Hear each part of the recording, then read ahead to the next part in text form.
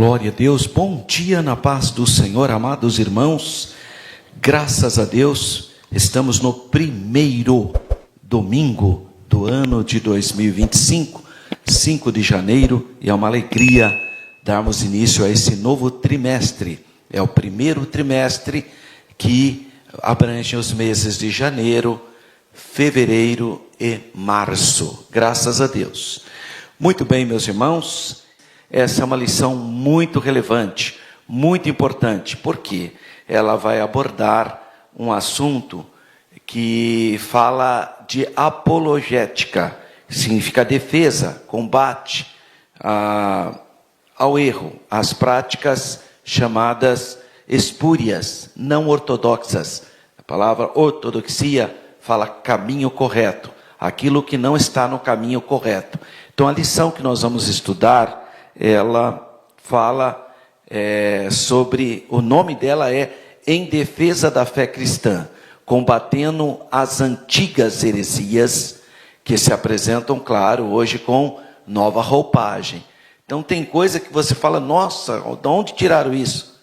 Já estava lá atrás, lá antiga. Se você for estudar com cuidado, você descobre que é uma coisa antiga, não é nova, mas ela se repaginou.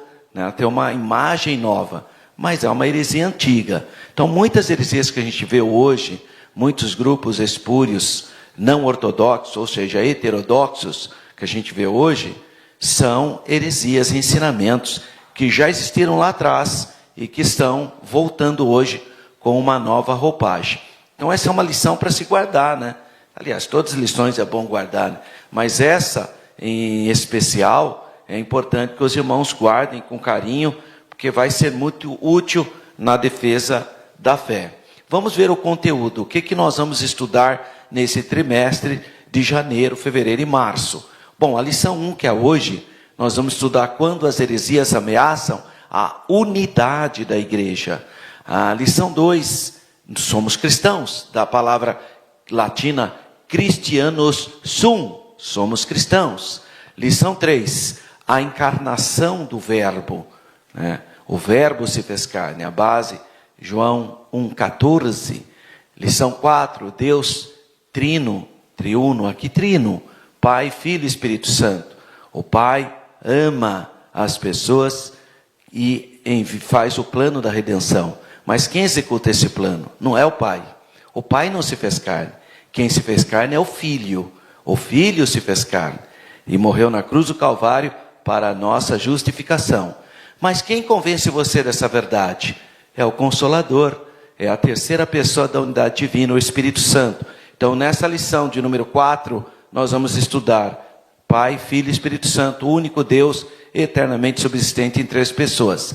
Lição de número 5 vai falar da deidade de Jesus. Jesus é Deus, mas quando eu falo que Jesus é Deus, eu não estou dizendo que Jesus é o Pai. Esse é o grande problema dos grupos religiosos que não admitem a deidade de Jesus, porque eles confundem. Eles acham que na deidade subsiste uma única pessoa, e não, são 3 pessoas que subsistem na mesma deidade. Então, quando eu falo que Jesus é Deus, eu não estou dizendo que Jesus é o Pai. Então, é normal para seitas religiosas, quando você fala assim para Jesus é Deus, ele fala, não, Jesus é o Filho de Deus. Porque ele está pensando que você está confundindo o Pai com o Filho. Mas você não está confundindo o Pai com o Filho. Então tem que deixar claro, a hora que for falar para essas pessoas, explicar para ela, quando eu estou dizendo que Jesus é Deus, eu não estou dizendo que Jesus é o Pai. Tá? Porque todas as vezes que você fala que Jesus é Deus, na memória, na mente dela, já está linkado a figura do Pai como sendo o único Deus.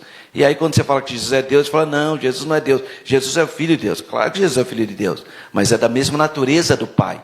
Aliás, quando se fala da filiação, estamos falando da mesma natureza.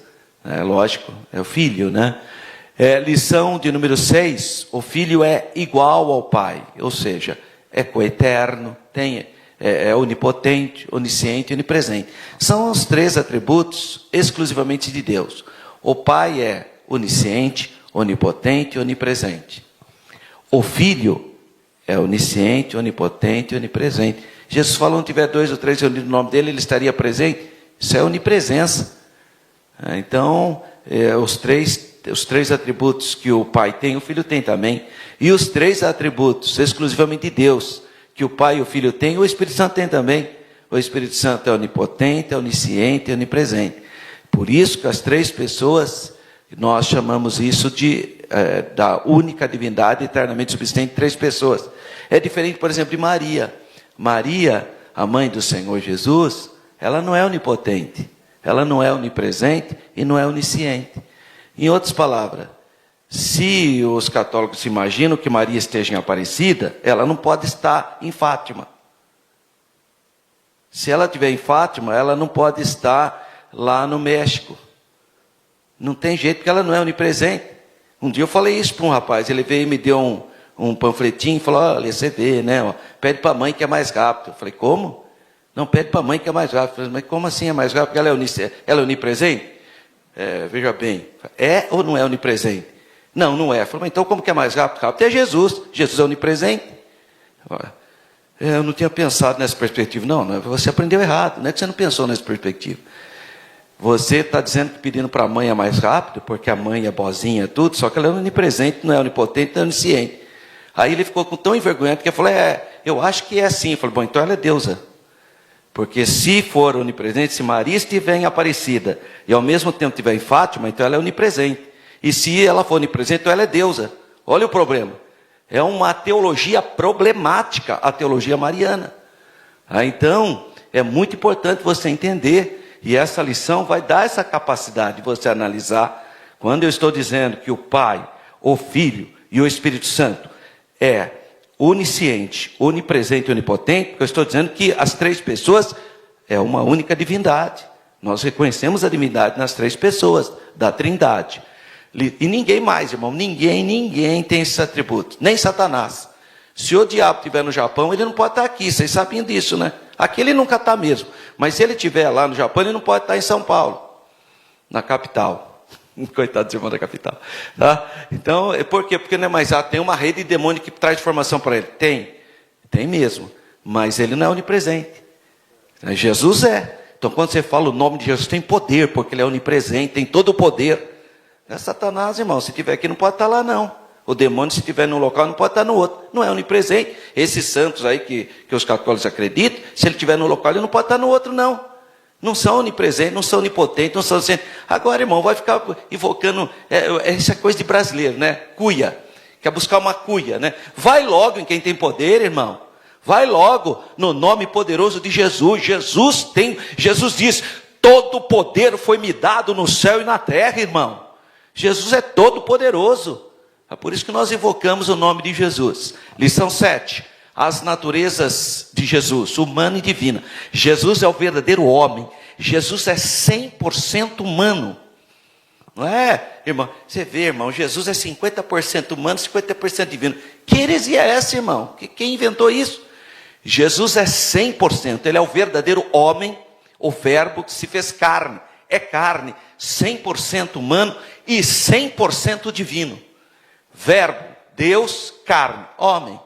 É o verbo que se fez carne. Então quem que se encarnou? Jesus, o Filho, a segunda pessoa da unidade divina. Não foi o Pai não se fez carne. O Espírito Santo não se fez carne. Quem se fez carne? O Filho, Jesus. Lição de número 8. Jesus viveu a experiência humana. Claro, ele é um homem, né? A única diferença é que ele nunca pecou, porque ele foi concebido por obra e graça do Espírito Santo e da Virgem Maria. Lição 10. O pecado corrompeu a natureza humana. É a doutrina do pecado original. Em Adão, toda a humanidade pecou, porque Adão é a nossa forma. Todos que são descendentes de Adão vêm com a mácula do pecado. Lição de número 11. A salvação não é obra humana, não é um rito, não é um ritual. Por isso você diz: não, basta ir naquela igreja, ser batizado, está resolvido. Isso é obra humana, irmão. Batizar é a coisa mais fácil. Tá? Então não é ritual. Precisa entender o significado. A ceia não é ritual. Aqui quem quiser participar da ceia, está errado. A ceia não é ritual. Mas Jesus falou: tomai dele todo. Sim, quem que estava no cenáculo? Quem que é todos ali? Os 12 apóstolos. Não estavam os sacerdotes, não estavam os judeus, não estava gente desviada, não estava gente atrapalhada, não estava gente idólatra. Só quem tinha nascido de novo que estava ali. Então, todos que estavam presentes. Agora a pessoa pega esse versículo para dar ceia para qualquer pessoa com vida promíscua, e sabe o que eles estão fazendo? O que Paulo falou em 1 Coríntios capítulo 7. Estão confundindo a mesa do Senhor com o corpo de uma prostituta. É isso que Paulo fala. A mesa do Senhor é santa. Só pode participar dos emblemas sagrados quem foi sepultado nas águas batismais, porque morreu para o pecado e vive sua nova vida em Cristo. É isso que ensina, inclusive, o Didaquê, que é a tradição cristã. Agora a pessoa, irmão, tudo atrapalha dessas igrejas, dá ceia para todo mundo, pensa que é uma festa, é rituais, vive em cima de rituais, precisa aprender. Lição de número 12, a igreja tem uma natureza organizacional, ela é um corpo. E finalmente, lição 13, perseverando na fé em Cristo. Então é uma lição muito importante, e seria muito bom os irmãos adquirirem a lição, estudarem, porque vai fortalecer a sua fé. Aliás, para quem não sabe, 1/3 do Novo Testamento foi escrito para combater erro. 1/3. Tem gente que fala assim, não, irmão, a gente não tem que falar nada dos outros. Mas Jesus falava. Jesus olhou para o fariseu e falou assim, você é o filho do diabo. Jesus falou. Hoje a gente nem isso faz, porque é politicamente errado. Mas Jesus falou, vós sois filhos de Satanás, vocês mentem, o diabo mente desde o princípio, vocês são iguaizinhos. Jesus chamou os fariseus de hipócritas várias vezes. Leia capítulo 15 de Mateus. Então Jesus enfrentou sim, confrontou as heresias da época dele. Agora, só porque você tem esse espírito do mundanismo, do ecumenismo, fica passando a mão de erro, irmão. Pecado é pecado, irmão. Se está errado, está errado. As coisas têm que ser mais claras. Só porque tem um monte de gente tomando veneno, pensando que é remédio, porque as coisas não são claras. Nós temos responsabilidade moral e espiritual diante de Deus. Tem que mostrar. Pecado é pecado, irmão. Pecado é pecado, irmão. Verdade é verdade. Então nós temos que ter compromisso com a verdade. Aliás, a Bíblia diz, seja Deus verdadeiro e todo homem mentiroso. Amém, irmãos? Então nós temos que ter postura. Claro, falar com amor, com temor, não é dando a voadora em imagem de escultura que se resolve o problema. Não é assim. É respeitando, de maneira respeitosa, mas explicar a verdade. E a verdade a gente explica com amor, explica com carinho e com acolhimento. Isso é fato, mas não deixar de falar. As pessoas não, está cheio de gente falar, eu não gosto de falar mal de ninguém. Não é uma questão de falar mal. Então Jesus falou mal dos fariseus? Então Jesus falou mal dos sacerdotes da época? Está vendo como não se sustenta esses argumentos? Então nós temos que ter seriedade no estudo do livro santo. Quem é o comentarista desse trimestre? É o pastor Ezequias Soares, pastor presidente da Assembleia de Deus de Jundiaí, São Paulo. Ele é graduado em letras, com habilitação na língua hebraica, pela Universidade de São Paulo. Ele é mestre em ciência e religião, pela Universidade Mackenzie de São Paulo. É professor de hebraico, de grego, de apologia cristã, e é o comentarista da lição bíblica da Escola Bíblica Dominical. Ele é autor de diversos livros, e ele é presidente da Comissão de Apologética Cristã da nossa Convenção Geral das Assembleias de Deus no Brasil, e atualmente ele é o atual presidente da Sociedade Bíblica do Brasil, SBB. Tá? Então, uma pessoa extremamente qualificada para escrever uma lição dessa natureza. Vamos lá então pensar um pouquinho na lição de número 1, quando as heresias ameaçam a unidade da igreja. Então, 5 de janeiro, vamos pensar um pouquinho sobre o textuário. Bom, primeiro vamos ver o textuário que está na carta, ou Epístola Universal do apóstolo Judas. Como só tem um capítulo, então a gente nem vai falar capítulo 1, versículo 3, né? Só tem um mesmo, então a gente já fala logo versículo 3. Tá? Então aí, Judas 3 significa Judas, versículo 3. Não tem jeito de ser capítulo 3, né, irmão? Porque só tem um capítulo. Tá? Irmão pôs errado lá. Eu pensei que fosse capítulo 3, mas só tem um capítulo. Então só pode ser versículo 3, tá bom? Então ele diz assim: amados, procurando eu escrever-vos com toda diligência acerca da comum salvação, tive por necessidade escrever-vos e exortar-vos a batalhar pela fé que uma vez foi dada aos santos. Tá? Então, Judas, versículo 3. A verdade prática faz o seguinte apontamento: heresias são crenças e práticas contrárias ao pensamento bíblico, que distorce os pontos principais da doutrina bíblica. Então é aí que ele está pontuando como heresia. Isso é um conceito moderno, né? Na época de Paulo, na época de Jesus, ainda não tinha esse conceito. Heresias era apenas uma facção.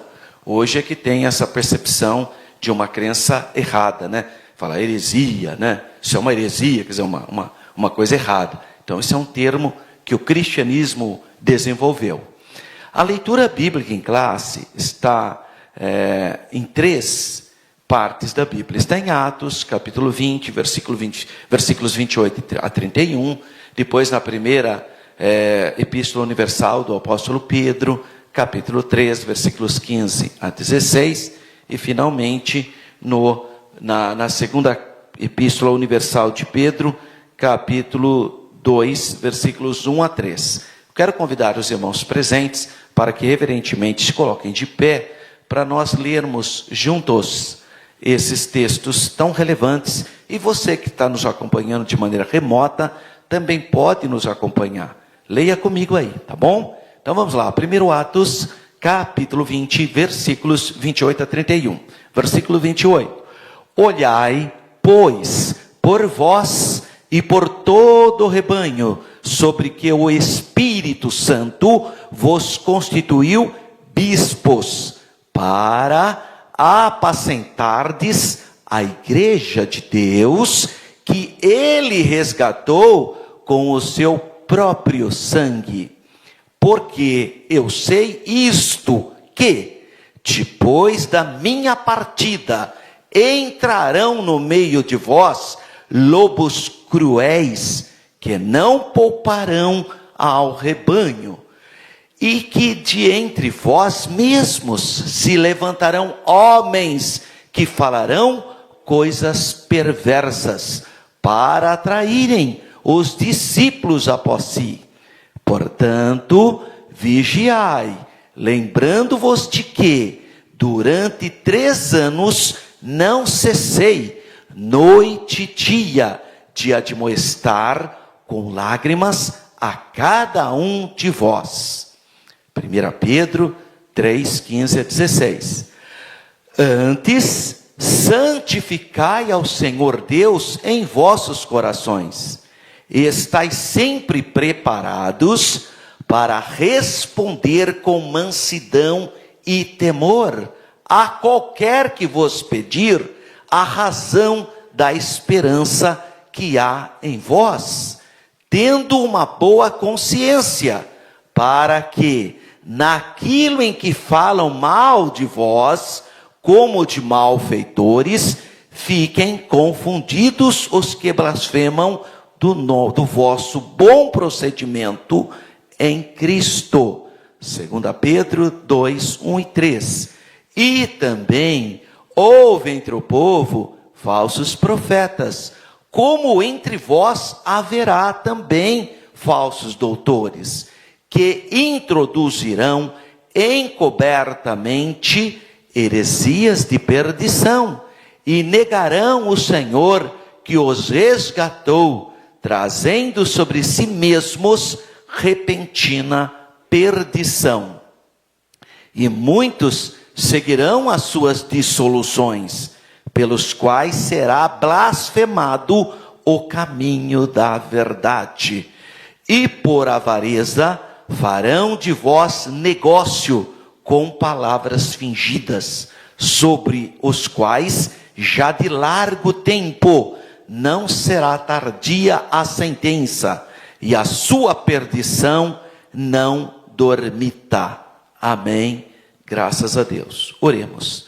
Pai Santo, Deus Todo-Poderoso, Deus Pai de nosso Senhor e amado Salvador Jesus Cristo, no nome do Senhor Jesus, te damos graças nessa manhã, nesse primeiro domingo do ano de 2025. Pai, abençoa cada família, cada pessoa que atentamente abre o coração para acolher a palavra. Abençoa, Senhor, ministra sobre nós saúde espiritual, saúde emocional, fortalecimento mental. Abençoa o teu povo, ministra também a tua cura física e restaura forças dos teus filhinhos. Assim nós pedimos a tua direção, a orientação do teu Espírito Santo, com ações de graças, no nome santo do Senhor Jesus. Amém. Por gentileza, podeis sentar, meus irmãos. Vamos pensar então no nosso texto áureo. Amados, procurando eu escrever-vos com toda diligência acerca da comum salvação, tive por necessidade escrever-vos e exortar-vos a batalhar pela fé que uma vez foi dada aos santos.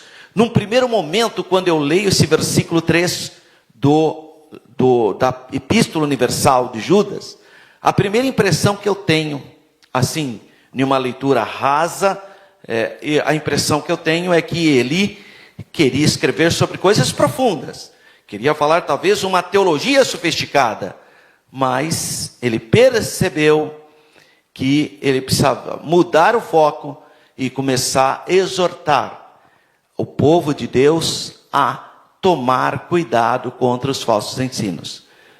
Ele queria falar da salvação comum, pregar o evangelho do arrependimento, né? A necessidade de ver uma vida de santificação, a salvação comum. Mas ele fala, tive por necessidade. Mudou então o foco. E ele resolve então escrever e exortar a igreja do Senhor a se capacitar, a se preparar para enfrentar os seus medos e os seus desafios, que são as heresias que atacam e assediam a igreja cristã. Então, o contexto do nosso texto áureo está na Epístola Universal do apóstolo Judas. Judas é o mesmo que Judá, e Judá em hebraico. Então, uma hora se traduz por Judas, outra vez por Judá, mas é Judá, tá? Ficou Judas, mas tudo bem. A carta possui apenas um capítulo, e o nosso texto áureo está inserido entre os versículos 3 ao 18, que é uma exortação contra os ímpios e também contra os falsos doutores, falsos pastores, falsos mestres. E ele inicia com uma linguagem muito comum entre os apóstolos, né? Amados, o autor sagrado aplica a expressão indicativa dos crentes por 3 vezes nessa epístola. No versículo 3, no versículo 17, no versículo de número 20, por 3 vezes ele fala, amados, é a expressão que ele usa. Os crentes são amados um dos outros, porque o amor de Deus se tornou um poder eficaz em nossas vidas. Então nós somos objeto do amor de Deus. É João 3,16, né? Porque Deus amou a humanidade. Então nós somos objeto do amor de Deus. Então os crentes são amados. Mediante então a transformação dada pelo Espírito Santo, os crentes chegam a expressar uns para os outros, em certa medida, aquilo que Deus tem expressado para toda a humanidade. Claro que eu estou falando dos verdadeiros crentes, nascidos de novo, que amam o seu próximo. Eu não estou falando daqueles falsos irmãos, que quer o mal do seu próximo. Não estou dizendo, estou falando de quem nasceu de novo, e tem o amor de Deus derramado no coração. Claro que ele expressa o amor, que é o amor de Deus, expressado por toda a humanidade, conforme João capítulo 3, versículo 16. Esse vocábulo é usado por cerca de 60 vezes nas epístolas do Novo Testamento. Então, se você fizer uma análise, aparece a expressão amados em pelo menos 60 vezes. Deve-se observar os 3 usos centrais desse vocábulo. Há 3 aspectos que a palavra aparece. A palavra amado no Novo Testamento. Primeiro, fala de Jesus como objeto especial do amor de Deus. Então, quem que é o amado de Deus? Jesus. Porque ele é o presente de Deus para a humanidade. Então, a palavra amado fala do próprio Jesus como o objeto do amor de Deus, o ágape de Deus, como filho que tem uma missão para cumprir, resgatar a humanidade. A palavra amado é o vocábulo que expressa o amor de Deus para com todos quantos se reconciliam com o próprio Deus através de Cristo. Nós lemos aqui em Atos, capítulo 20, versículo 28, quando nós lemos aqui na lição bíblica em classe, diz assim que para os bispos cuidarem da igreja de Deus, a igreja é de Deus.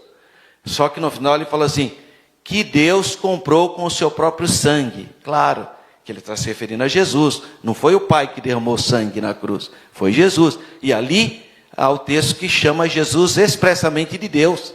Deus comprou a igreja com o seu próprio sangue. Não, mas quem comprou a igreja com o seu próprio sangue? Quem foi? Jesus. Então é através de Jesus que Deus reconcilia, faz a reconciliação com o ser humano. Então a palavra amado está nesse sentido. E terceiro, também é usado esse termo para falar do relacionamento altruísta, ideal, que os crentes devem ter uns com os outros. Amados no Senhor, né? É o amor altruísta. Então nós temos esses três aspectos da expressão amados. Aí ele continua, procurando eu escrever-vos com a diligência. Bom, provavelmente essas palavras indicam o quê? O fato que o autor sagrado tinha em mente, ou pelo menos planejado, ou pensado, reunir material e talvez tivesse começado uma obra acerca das glórias da fé cristã. Então, a fé comum. Então, ele ia falar sobre a fé que todos conheciam. Um tratado não polêmico, né, que tensionava exortar, encorajar, motivar, ensinar aquela congregação, aqueles irmãos, aquela assembleia. Para ele não foi prazer algum abandonar esse tipo de esforço. Não pensa que ele, não vou falar dessas coisas gloriosas para falar sobre defesa da fé. Não, ele, na verdade, ele queria falar sobre a fé comum, mas houve uma urgência, uma necessidade, e nós sabemos quem era o grupo principal que assediava a igreja nos 2 primeiros séculos. Nos 2 primeiros séculos do cristianismo, tanto Paulo, como o apóstolo João, como o apóstolo Pedro, todos tiveram que enfrentar uma heresia filosófica grega chamada gnose, gnosticismo. Gnose significa conhecimento. Agora reapareceu de novo com roupagem nova. Às vezes quando eu olho em posta está escrito gnose, conhecimento, a palavra grega. O gnosticismo, existiram vários gnosticismos, não era um só. Por exemplo, havia um gnosticismo judaico, havia um gnosticismo egípcio, havia um gnosticismo sírio e havia um gnosticismo pôntico. Então, gnosticismos, o que era isso? Um saber oculto. Eram pessoas que achavam que para você ter um relacionamento com Jesus, você tinha que aprender certos rituais de mistério. Era uma coisa muito estranha, negava a divindade de Jesus, achava que Jesus era um aeon, que é uma expressão grega, como se fosse um fantasma. E não aceitavam em hipótese alguma a encarnação do verbo, eles negavam que Jesus se fez carne.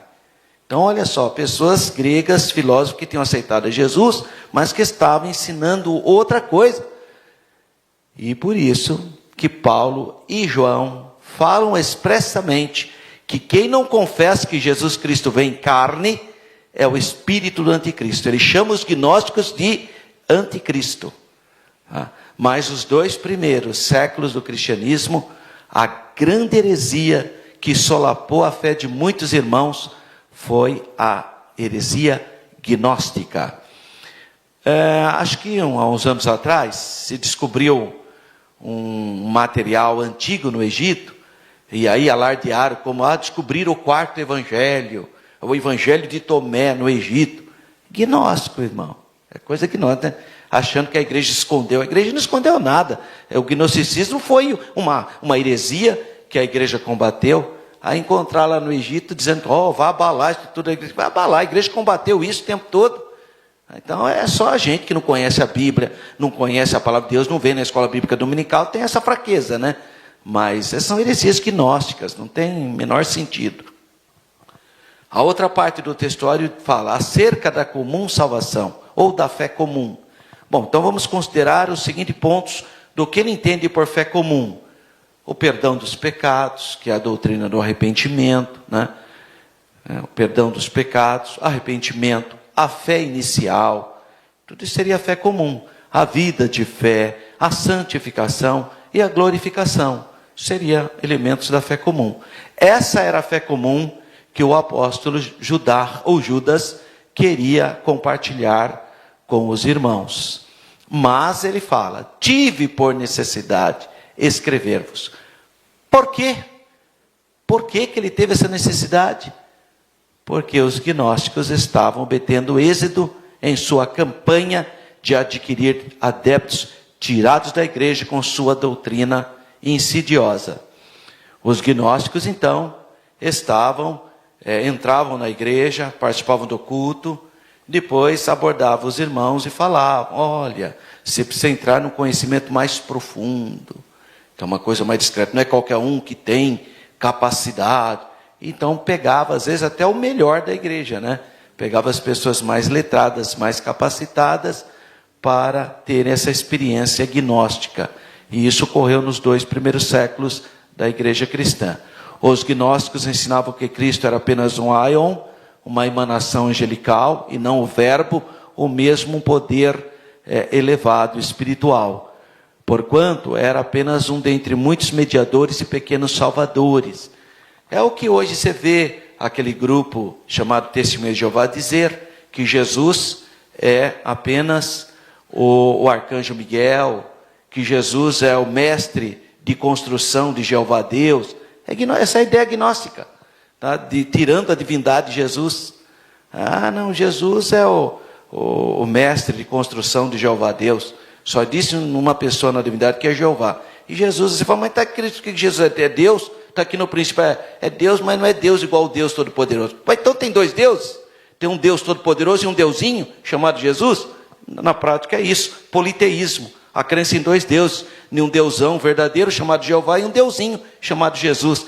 São 2 divindades, irmãos. Não, mas o verdadeiro... Bom, então Jesus é falso? Olha o problema. Não tem saída essa teologia, irmão. Não tem saída. Se negar a divindade de Jesus, você cai numa heresia. Não tem jeito. Não existe 2 divindades. Só existe um Deus verdadeiro. Eu lembro de uma senhorinha que uma vez me encontrou e falou assim, você sabe, né, que Jesus não é Deus igual ao Pai. Eu falei, não, eu não sei disso não, isso é invencionista da senhora. Não, Jesus não é, o Jeová é o Deus Todo-Poderoso. Jesus é Deus, mas não é Todo-Poderoso. É um Deus menor. Eu falei, então ele é um Deus menor, com D minúsculo? Tá bom. Então vamos aqui na lei de Moisés, Êxodo capítulo 20. Não terás outros deuses. O que você está fazendo com esse Jesusinho aí? Não pode ter outro Deus diante de Jeová. O próprio Jeová fala, não terás outros deuses diante de mim. Se Jesus é Deus com D minúsculo, então existe um Deus que está diante de Jeová e não pode ter. Sabe o que ela falou para mim? Mas que se tiver a favor, pode. Irmão, é ruim, hein? Não, mas se tiver... não pode ter deuses contra. Se tiver a favor, pode. Irmão, essa é uma... Torce a palavra, mas torce. Não tem saída. Se negar a divindade de Jesus, você vai cair num abismo. Você vai cair na obscuridade. Fizeram de tudo, irmão. No 3º século, a briga foi cristológica. Uns diziam que Jesus era parecido com Deus, mas não era igual ao Pai. Outros diziam que Jesus não era Deus, coisa nenhuma, era só homem, que virou até o que está presente hoje no Islã. O islamismo acredita que Jesus é o verbo de Deus, acredita que Jesus fez milagre, acredita que Jesus nasceu da Virgem Maria, mas não é igual ao Pai. Jesus é apenas um homem. É um homem, e segundo a teologia islâmica, um dia ele vai voltar e vai acabar com todos os porcos da face da terra, vai casar e vai ter filho. É teologia islâmica, os muçulmanos creem nisso. Mas de onde tiraram isso? Porque negaram o quê? A divindade de Jesus. O ódio do seu profeta Maomé, o profeta deles lá, contra a Trindade. Ele tinha ódio contra a Trindade. Para vocês terem uma base, naquela cúpula dourada em Jerusalém, que é um monumento islâmico, ali em volta tem um versículo do Alcorão, atacando a doutrina da Trindade. Lá está escrito: ó povos do livro, somos nós, não exagereis na vossa religião. O Messias, Jesus, filho de Maria, é tão somente um profeta. Não dizeis Trindade, abstém-vos disso, porque será muito melhor. É um ataque à sua fé, ali naquela cúpula dourada. Ali está escrito em árabe, está bem que está em árabe, ninguém entende nada, mas está lá. É um ataque contra nós. Tá? Então o islamismo é uma religião anticristã. Não se iluda, tá? Não se iluda. Eles negam que Jesus morreu na cruz do Calvário. Para eles Jesus não morreu na cruz do Calvário. Quer dizer, nega a obra principal da fé cristã, que é a morte expiatória do Senhor Jesus no Calvário. Só que eles surgiram no século VII, né? E o cristianismo já tinha 700 anos antes deles aparecer, já tinha a fé cristã, né? Então não dá nem para discutir isso, né?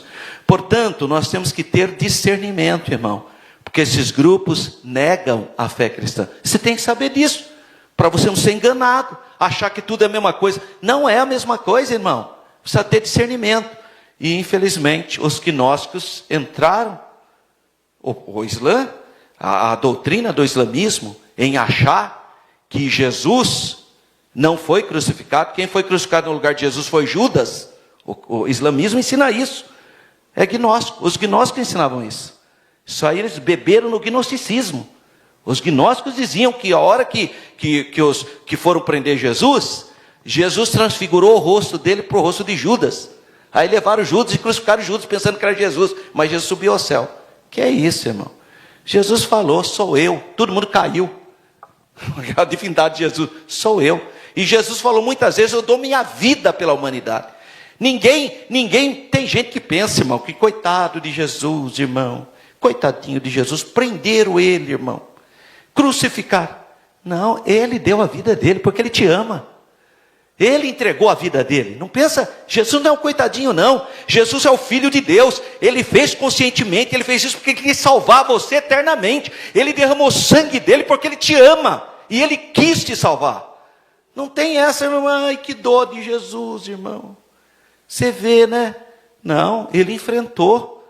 Ele enfrentou porque ele te ama. Ele fala muitas vezes, como diz os profetas, convinha que o Filho de Deus morresse na cruz para nossa justificação. Então nós temos que ter, por isso que eu gosto do culto de Santa Ceia. Eu glorifico a Deus, porque eu vejo o grande amor de Deus. E Jesus falou, né? Fazer isso em memória de mim. Então, as seitas gnósticas enfiavam essas coisas. Não, você vê, Jesus não morreu na cruz, não. Quem morreu foi Judas. Isso é gnosticismo. O que o Islã hoje trouxe modernamente, achando que é uma revelação. Isso é gnosticismo. Os gnósticos negavam também a encarnação, dizendo ser isso uma impossibilidade moral e metafísica. Por quê? Porque qual é o raciocínio deles? A carne não é má? É. A carne não tem o problema do pecado na carne? Então como que um Deus santo vai se fazer carne se carne é má? Então, não é impossível a encarnação. Olha, João escreveu o último evangelho, depois do Apocalipse. E ele inicia dizendo, capítulo 1, versículo 14. E o verbo se fez carne. Isso é uma palavra contra os gnósticos, irmão. Explicitamente. Não pode. É pecaminoso não confessar que Jesus se fez carne. Jesus se fez carne. Agora, qual é a diferença? É que Jesus nasceu por graça do Espírito Santo e da Virgem Maria. Está vendo? Então, não foi da mesma maneira que nós. Por isso que Jesus não pegou a mácula do pecado original que todos nós temos, porque nós nascemos naturalmente. Jesus não. Jesus foi o Espírito Santo que fecundou o óvulo da Virgem Maria. Por isso que Maria é pecadora e Jesus não. Por isso que Maria ora dizendo: a minha alma se alegra em Deus, o meu Salvador, porque ela sabia que tinha pecado. Esse negócio que Maria não cometeu pecado é um dogma muito novo, proclamado pela Igreja Católica Romana, que a Igreja Ortodoxa nem aceita esse dogma, hein? Isso é uma invencionice do catolicismo romano. A Igreja grega não aceita esse dogma. Então, a Bíblia não fala nada disso. A Bíblia fala que Jesus nasceu por graça do Espírito Santo e da Virgem Maria. Maria era virgem quando concebeu o Filho de Deus. Por isso que não tem a mácula do pecado. Por isso que, você vai falar, mas então por que o sangue de Jesus tem poder, de Maria não tem? Sendo que Jesus bebeu do cordão umbilical, do sangue de Maria. Porque Maria nasceu sob a mácula do pecado, dos seus pais. E Jesus não. Jesus teve a atuação do Espírito Santo. Por isso que o sangue de Jesus tem poder, e o de Maria não tem. Então tem que ficar claro isso, irmãos. E os gnósticos então achavam que Deus não podia se fazer carne porque a carne é má. Como que a carne é maligna, é má, agora o santo vai se fazer carne? Sim, mas é que a operação de Deus foi diferente. Foi por obra e graça do Espírito Santo e da Virgem Maria. Eles negavam a humanidade de Cristo, reduzindo ainda a sua divindade ao mero nível de algum pequeno Deus entre muitos, que é o politeísmo, né? No politeísmo que tem o deusão lá, depois os semeróis, né? Os muitos deuses. Isso aí é coisa de politeísmo. Eles negavam a expiação do pecado pelo sangue de Jesus. Como é que a pessoa ia ter salvação? Estudando, tendo conhecimento oculto, aí ela ia ser uma iluminação. Não é nada disso. A Bíblia fala, você precisa arrepender dos seus pecados e invocar o santo sangue de Jesus. É o sangue de Jesus que nos purifica de todo pecado. A gente não precisa de estudo profundo, de tanta coisa, não é nada disso. Crê no Senhor Jesus Cristo e será salvo tu e a tua casa. É isso. E olha que Paulo falou isso para pessoas gregas, né? Que é o carcereiro de Filipe. Os gregos acreditavam na reencarnação, no que hoje os espíritos acreditam, na reencarnação. E Paulo falou, nada disso. Crê no Senhor Jesus Cristo e será salvo tu e sua casa. Não tem reencarnação, não tem que ficar atrás de coisas ocultas. Crê no Senhor Jesus Cristo e o sangue de Jesus te purifica de todo pecado. Foi esse tipo de sistema religioso, o gnosticismo, que atacou o cristianismo, e o cristianismo foi obrigado, então, ou seja, Judas foi obrigado, o autor sagrado, a entrar na ofensiva, a fazer o enfrentamento, produzindo a escaldante denúncia que temos à frente. Qual? A exortar-vos a batalhar. O grego a palavra grega eragonizomai, que o P ali é R, né? Eragonizomai, se pronuncia. Significa lutar, combater, batalhar. Deriva do termo grego agon, originalmente um lugar de reunião onde havia competições atléticas. Né? O apóstolo finalmente, em sua forma verbal, apontar aqui o que aonde aquelas pessoas lá, os gladiadores lutavam. É como se fosse uma arena de luta, né?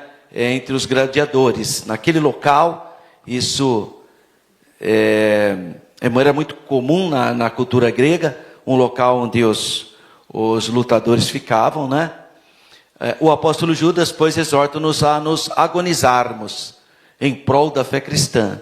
Isto é, nos dedicarmos à sua defesa e propagação em face dessa oposição terrível, né? Então, ele devia fazer com cuidado, com diligência, com intensidade. É isso que o grego sugestiona aqui. E ele fecha, defender o quê? Lutar por quê? Agonizar por quê? Pela fé. A palavra fé é usada essencialmente de 3 maneiras aqui no Novo Testamento. Primeiro, é uma fé subjetiva, isto é, a fé que nós mesmos exercemos, nossa outorga pessoal aos cuidados de Cristo. Mas também a fé como uma ação diária, de fé em fé. O justo viverá pela fé, de fé em fé. Né? E, nesse caso, essa fé diária é o fortalecimento que nós temos na palavra de Cristo. E, terceiro lugar, a fé na confissão cristã. É aquilo que cremos. O que nós acreditamos? A fé cristã. Esse é o uso aqui. Então, é o terceiro. Ele não está falando da fé comum, dessa fé natural aí nossa, da fé. Não. Ele está falando do que? Defender a fé. Ou seja, defender aquilo que nós cremos. Tá? Esse é o uso que Judas está propondo para nós. Então, fora desse livro, porém, tal uso só se encontra nas epístolas pastorais, que é a defesa da fé, né? Aí você encontra com mais frequência. Na primeira epístola de João, transparece o fato que os gnósticos negavam as doutrinas fundamentais sobre o Senhor Jesus. Então eles negavam a encarnação, a natureza divina com a natureza humana, negavam a autêntica missão salvadora e messiânica e o senhorio de Jesus, negavam o fato de que Deus é o Salvador, porque os gnósticos eram deístas, né? Eles negavam a expiação pelo sangue. Olha quanta coisa que os gnósticos faziam, mas diziam que eram crentes, estavam no meio da igreja. Podemos supor que a mesma doutrina era defendida pelos falsos mestres atacados nessa epístola. Então, essa é a fé aqui aludida, defender a fé cristã, em favor do credo cristão, do que eles acreditavam. E ele fecha dizendo que uma vez foi dada. Então, os mestres gnósticos haviam introduzido um novo evangelho, que não é novo, né? Mas são uma outra coisa. Não era o evangelho genuíno, que foi dado pelos apóstolos. O autor sagrado assevera que não pode haver nenhum novo evangelho, além do que já foi dado. Não pode. Paulo fala isso. Você vê, o próprio mormonismo tem um livro chamado O Outro Evangelho de Jesus Cristo. Não pode. Gálatas 1, 7 e 9 é claro. Aí o mormon fala assim, não, mas isso aqui é um outro evangelho. É que não coube todos os milagres, todos os ensinamentos não couberam na Bíblia, então a gente precisa fazer um outro evangelho. Irmão, Gálatas é claro, ainda que um anjo do céu, o deles foi um anjo também, que é o anjo Moroni, ainda que um anjo do céu vos entregue o outro evangelho, é para declarar maldito, é maldição aquilo, irmão, isso que a Bíblia fala, em Gálatas, capítulo 1, versículo 7 a 9, então cuidado, o mormonismo prega um outro evangelho, é o livro de Mórmon, está escrito lá, você pegar o livro de Mórmon, está escrito, um outro evangelho de Jesus Cristo, está escrito lá, irmão, como que uma pessoa consegue se enganar? Porque não lê a Bíblia, porque o livro de Gálatas é claro, Paulo fala claramente, ainda que nós mesmos, ou um anjo do céu, vos pregue um outro evangelho, além do que já foi revelado, considera-se anátema, ou seja, amaldiçoado. Então, irmão, a Bíblia é clara, eu não sei porque como tem gente que quer ser enganada. Cristo trouxe-nos a revelação final, não tem mais, não, fulano de tal é o selo da profecia. Que selo da profecia? Jesus é a palavra final do Pai, não tem mais, irmão. Depois de Jesus não tem mais, tudo que vem depois, Jesus falou, hein? Tudo que veio antes dele ou que virá depois, são ladrões e salteadores, Jesus disse isso, não é para aceitar. Fique com o evangelho, por isso você tem que ler a Bíblia, leia a Bíblia, estuda a palavra de Deus, para você não ficar atrás de supostas revelações que o mundo está fazendo por aí. A Bíblia declara que Cristo é a revelação final do Novo Testamento. O autor sagrado não fecha a porta da investigação da verdade, não é isso, você pode estudar, mas contente que toda a verdade está centralizada na pessoa de Cristo. Jesus disse, eu sou a verdade. Gerações sucessivas têm o dever de transmitir os outros que os apóstolos nos deixaram. E ele fecha, ele usa a palavra aos santos. É um título comum aplicado aos crentes, né? Todos os santos que estão em Corinto, todos os santos que estão em Filipos, né? Se refere aos irmãos. De outra maneira não seriam crentes, né? Porque olha só o que diz Hebreus 12, 14. Sem a santificação, ninguém verá Deus. Por isso que você é chamado de santo.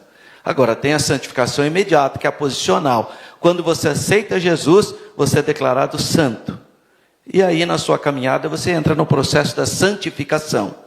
Tá? Bom, vamos rapidamente, então, agora, para a primeira proposta da lição, que é as ameaças dos lobos ferozes. Bom, 1.1, o cuidado, os cuidados pastorais, que é o versículo de Atos 10, 28. Os anciãos no grego, ali, está como episcopos, ou você pode traduzir por presbítero, por bispo, por ancião, ou por superintendente. 4 possibilidades. Por um acaso, traduziu por ancião ali, tá? Os anciãos mencionados no versículo 17, são chamados de bispo nessa passagem. E ao dizer que eles foram constituídos pelo Espírito Santo, para apacentardes a igreja de Deus, mostra que eles são quem? Os pastores. Então ele usa 3 termos para a mesma coisa, né? Ancião, bispos, apacentar. Pastores, tá vendo? São os 3 termos. A função primordial do pastor é alimentar, guiar e proteger o rebanho. Gente, não precisa ser um gênio para entender que ele está falando de lobo. Se ele está falando de lobo, a analogia dele será rebanho. Ele vai falar de ovelhas e de pastor. Por isso que ele vai falar lobo. Tá? Então é bom senso, é entender o que está nas entrelinhas, né? Tá? Então a função primordial é essa. É o bom pastor de Lucas capítulo 15, que incrivelmente deixa 99 ovelhas e vai atrás da ovelhinha perdida. O Novo Testamento emprega essa metáfora. Tá? São figuras de linguagem para tratar o relacionamento entre o pastor e o seu rebanho, que nesse caso é a igreja. A exortação apostólica aos líderes da igreja visa proteger os irmãos e as irmãs de quem? Das heresias, e guiar todos na verdade do evangelho. Tem muita heresia, ainda mais hoje com as redes mídias sociais, né? Irmão, eu vejo cada heresia, irmão, assustadora, assustadora.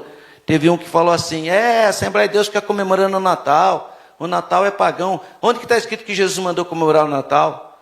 Eu escrevi embaixo assim, onde que Jesus mandou construir templo? Onde que está escrito que Jesus mandou construir templo? Porque essa gente que é contra o Natal, constrói um templo mais bonito que o outro. Vive levantando dinheiro para construir templo. Mas onde que Jesus mandou construir templo? Onde que está escrito que Jesus mandou construir templo? Porque a única maneira de evangelizar deles é construir templo. Porque não prega o evangelho, não vai nas praças, não usa, não, é só dentro do templo. Mas onde que Jesus mandou construir templo? Onde que está escrito? Eu desafio você a achar um versículo que esteja escrito Jesus falando, ide construir templos. E essa gente vive de construção de templo. Pelo contrário, Jesus falou que o templo seria destruído no terceiro dia. Então, irmão, mas não há problema, eu não ligo, pode construir templo à vontade. Estou vendo a inconsistência. Não, Jesus não mandou fazer, então eu não faço. Jesus mandou você casar? Onde que está escrito? Jesus falou, ide e casai. Por que você casou então? Ou por que você não casou? Jesus falou que não era para você casar? Então cuidado, irmão, não é porque Jesus não falou, é que não existe. Tá? Para com essa ignorância. E tem gente que acredita nisso, é mesmo, né? Jesus falou que Jesus não falou. Jesus não falou muita coisa, Jesus não falou. Mas a gente entende, subentende, por inferência inclusive. Então cuidado, irmão. A exortação apostólica, aliás, Jesus não mandou comemorar Natal, mas os anjos comemoraram o nascimento dele. Os anjos comemoraram. Glória a Deus na altura, um coral apareceu.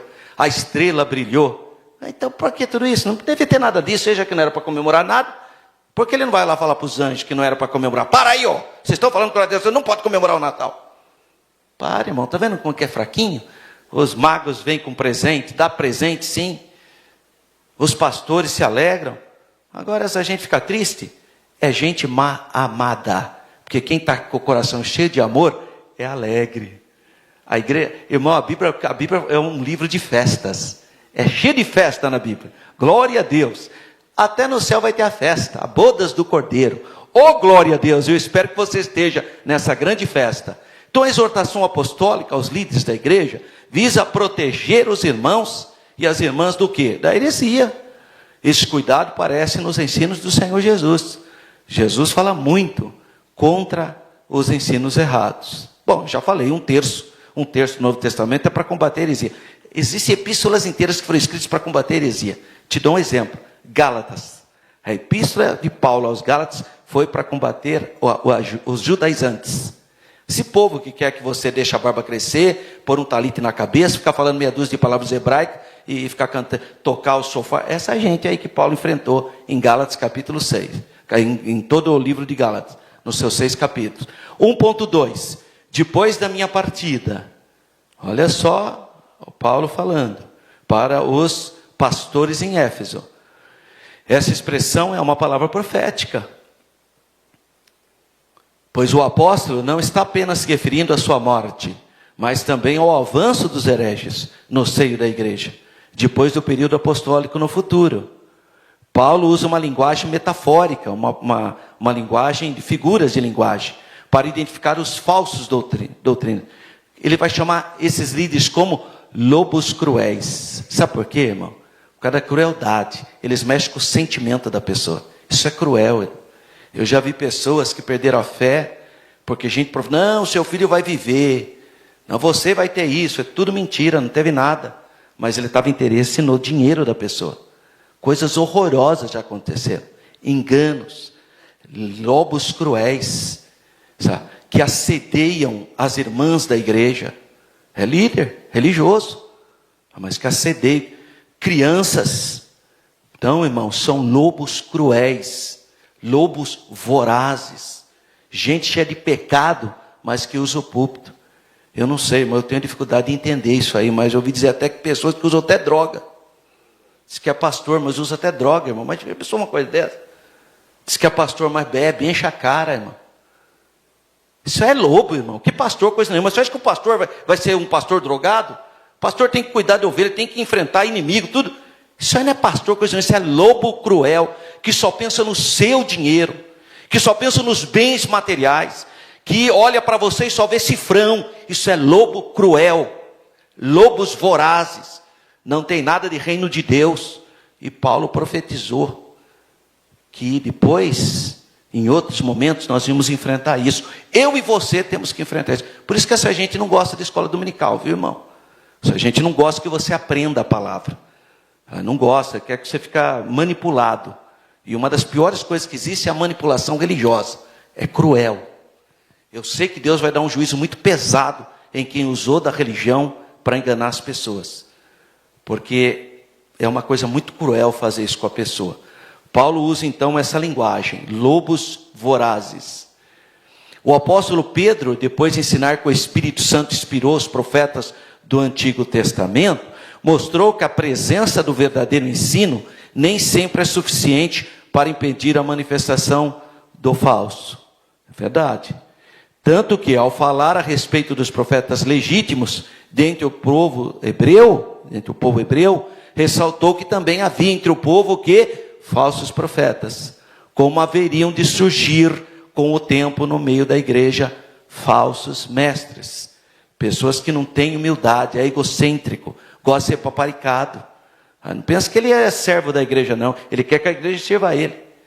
Na verdade, eles já estavam presentes no período apostólico. Já estavam presentes, desde a época de Paulo. Tem um lá que não aceita nem a presença do apóstolo João. Já pensou, pastor Humberto? Quem que não gostaria de receber o apóstolo João? Mas ele não queria, não. Está aqui, ó. Você quer ver? Abre aí sua Bíblia aqui em 1 João. Aliás, na terceira carta de João.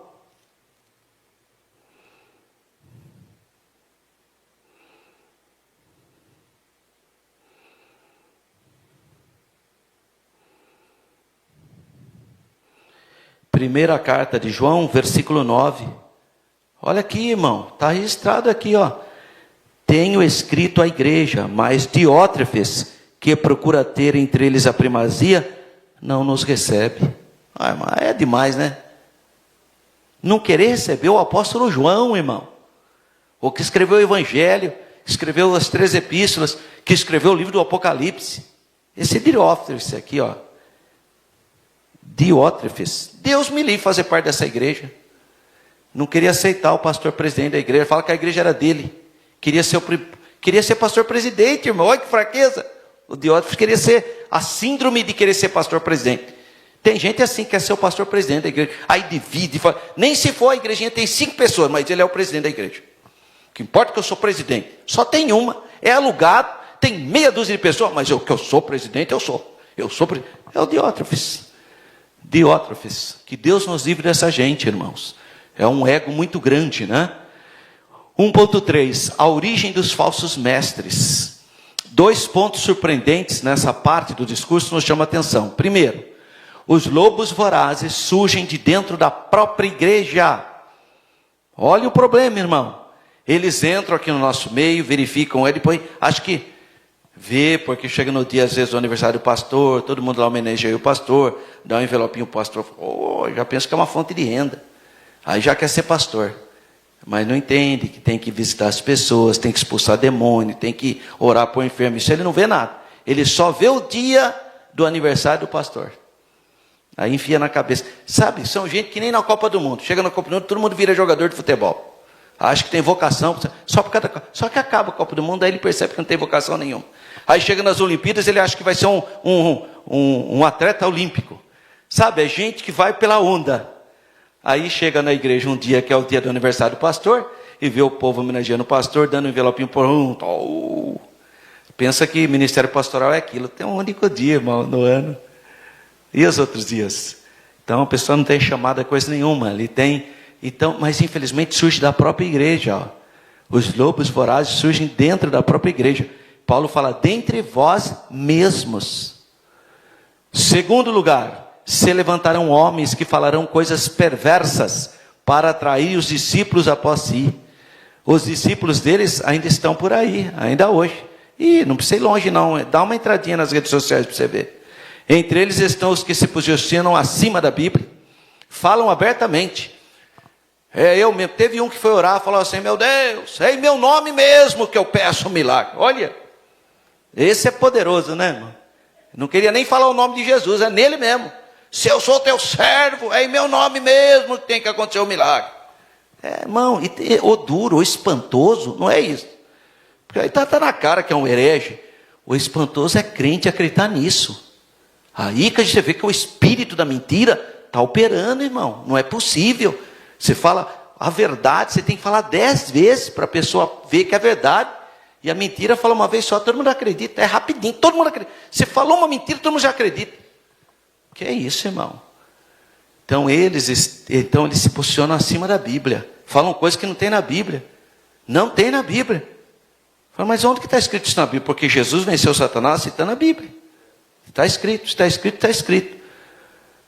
Então, irmão, eles não têm nenhum pudor espiritual. Uma carnalidade pura. Inventa cada coisa, irmão. Mas inventa cada coisa assim. Na internet tem cada falso profeta, irmão. Meu Deus, falso profeta explícito. Usam as redes sociais para corrigir a Bíblia. Acho que a Bíblia está desatualizada. Então acho que tem autoridade espiritual. Ao invés de procurar com carinho a expressão original hebraica. Não, ele pensa que não, isso aqui não pode ser isso aqui não. Só porque vai contra o pensamento dele ou dela. Né? E discorda abertamente. Essas igrejas que apareceram, igreja de grupos heterogênicos, tudo você vê que são gente que quer ser aceita pela sociedade, e como não tem gente que se aceita, porque a Bíblia condena, aí tenta deturpar a Bíblia. Não, mas não é bem assim, não é bem assim, não é bem assim, tudo não é bem assim. É uma vergonha, distorcendo a Bíblia. Para que isso? Para que vai querer distorcer a palavra de Deus? Então eles fazem isso, porque estão com esse espírito do anticristo. Tais pessoas consideram seus discursos modernos e a mensagem da Bíblia desatualizada. Em razão disso, oferecem um outro evangelho. Em face disso, vemos a importância de estudar o quê? A teologia. Hoje nós temos a escola teológica, as matrículas estão abertas. Vai fazer um curso teológico, irmão. Você pode estudar aqui na Estiadec, a escola aqui do lado. Segunda e quarta-feira, das 19h30 às 22h20. Você vai ter estudo saudável. Você pode estudar o sábado, das 13h às 18h20. Tá? Você pode estudar de terça e quinta pela manhã, das 9 às 11 horas. Vem estudar. Tá? Invista em você, se capacita, porque os dias são maus. 2. O que é apologética? Definição. Apologética cristã é a defesa lógica e racional da fé e das suas doutrinas. Então, o termo vem do substantivo grego apologia, que literalmente significa defesa ou resposta. O termo grego traduzido literalmente seria responder. Ou preparados para responder com mansidão, como diz 1 Pedro 3,15. Em uma tradução literal estejam sempre preparados para uma defesa. A defesa da fé cristã. A nossa nova versão do Transformadora, ela fala o seguinte: sempre preparados para explicá-la. A apologética mostra que o cristianismo é racional. Paulo fala com o nosso culto racional. Os dados da revelação podem ser explicados de maneira metódica e sistemática, portanto aceitável. O Senhor Jesus disse em Marcos 12:20, devemos amar a Deus de todo o nosso coração, de todo o nosso entendimento. Então, além da emoção, entra também a razão. Isso ensina que devemos amar a Deus por completo. Corpo, alma, espírito. Corpo, emoções e intelecto.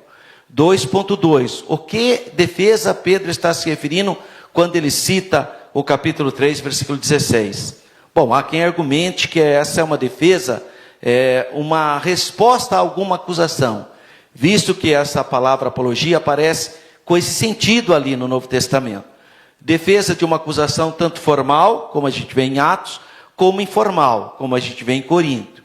O versículo 16 fala do bom testemunho cristão, que serve para provar a inconsistência dos acusadores. Podem falar o que quiser de você, irmão.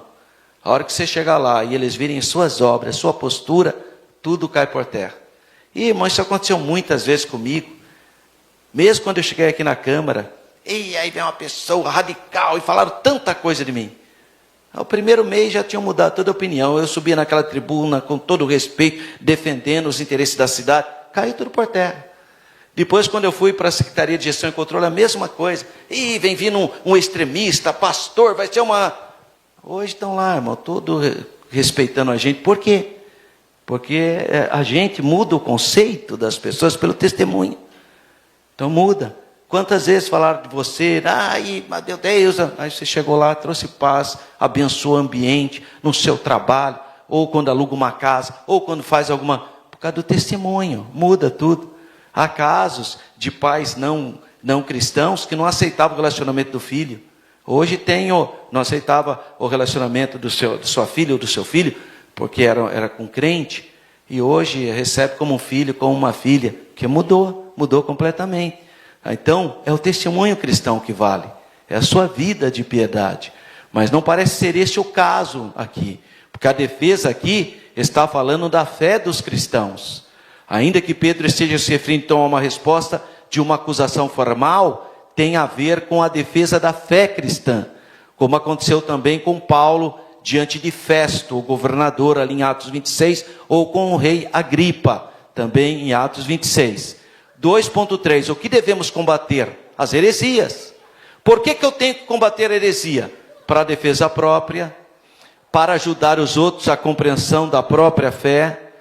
Tudo isso nos dado graça para defendermos a nossa fé cristã. E o que são as heresias? Bom, as heresias, irmãos, a gente poderia traduzir como desvios doutrinários. São coisas que não são ortodoxas, que não são corretas. É isso que são as heresias.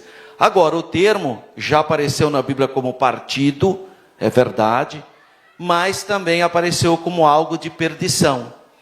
Erros de perdição. As heresias, elas atacam quais pontos? Os pontos principais da doutrina.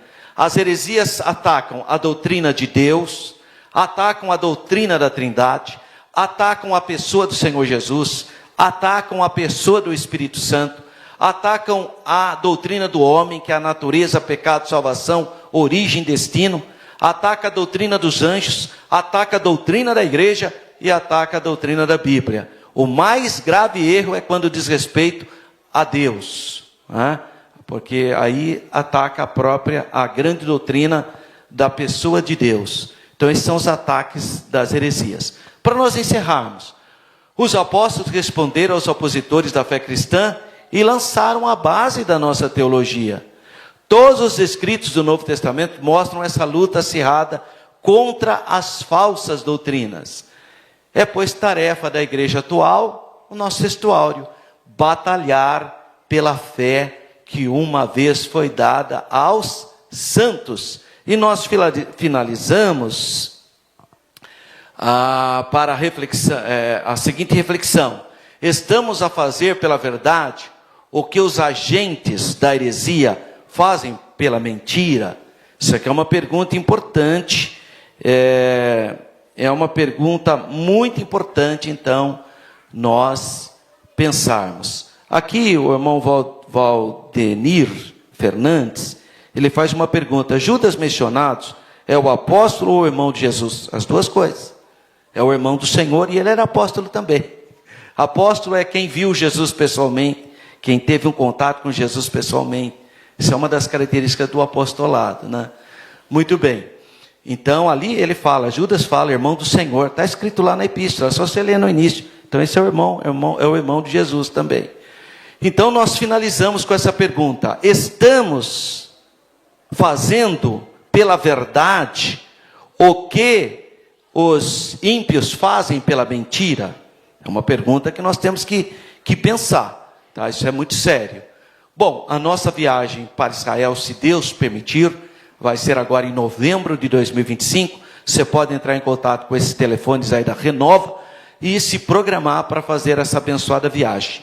E a próxima aula, lição 2, cristianos sum, somos cristãos, sou cristão. Venha participar dessa aula, que você tenha uma segunda semana abençoada desse ano de 2025. Deus abençoe a todos, fiquem todos na paz do Senhor.